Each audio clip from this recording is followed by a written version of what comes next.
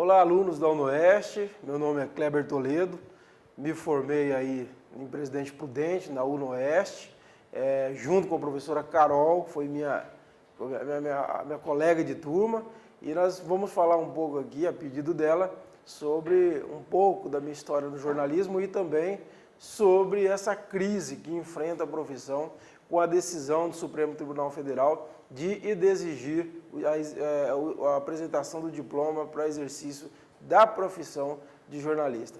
Eu comecei no jornalismo há 17 anos, exatamente no dia 18 de agosto de 1992, e da seguinte forma: eu fui uma banca, comprei um manual de redação do Estadão e comecei a ler muito o manual, treinar texto, pegava texto de jornal e reescrevia, e foi assim que eu virei jornalista. Eu fazia na época a faculdade de Economia na Universidade Estadual de Maringá, no Paraná, e entrei no jornalismo. O primeiro jornal foi o Jornal do Povo de Maringá, trabalhei lá durante mais ou menos uns 6 meses, 8 meses, e depois fui a Campo Mourão, onde trabalhei para o jornal local da cidade, a Tribuna, e depois também fui assessor de comunicação da Prefeitura de Farol, que é um município vizinho, e também assessor de comunicação da Prefeitura, da Secretaria Estadual de Agricultura e Abastecimento do Paraná.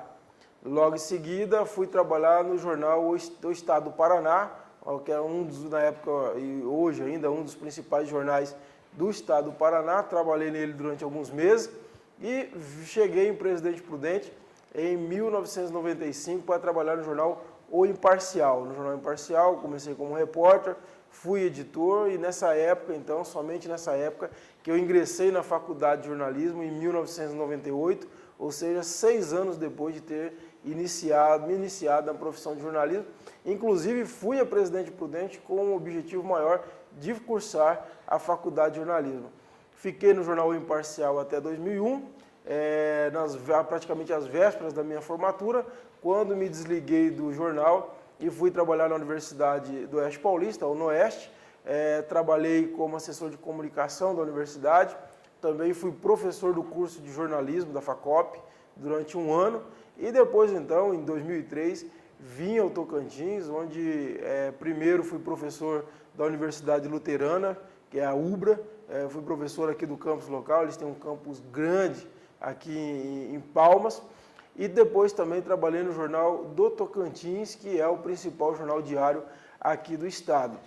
Posteriormente voltei para a UBRA, voltei para o Jornal do Tocantins, onde assinei uma coluna de política até abrir o meu blog, klebertoledo.com.br, em 12 de março de 2005, e aí deixei a faculdade, deixei o jornal para me dedicar exclusivamente ao blog, que depois virou site e hoje é um portal de notícias do estado, e graças a Deus uma audiência enorme.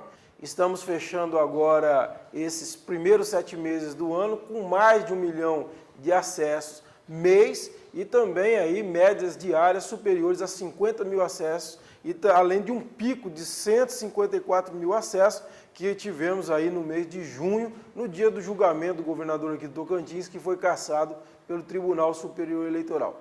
Essa é mais ou menos a história do portal Kleber Toledo, que hoje ela conta com, além de textos, fotos, nós temos uma emissora de TV, a TV CT, dentro do portal, e também uma rádio, a Rádio CT, dentro do portal. Então é um veículo multimídia que garante hoje uma qualidade bem grande de informação ao estado do Tocantins. É uma luta bastante árdua aqui no estado, mas que tem compensado.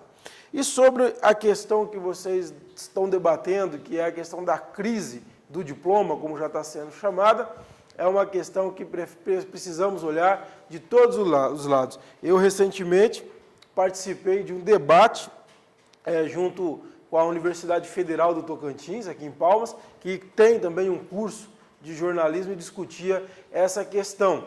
E os alunos não gostaram muito do que ouviram, porque eu olhei os dois lados da questão.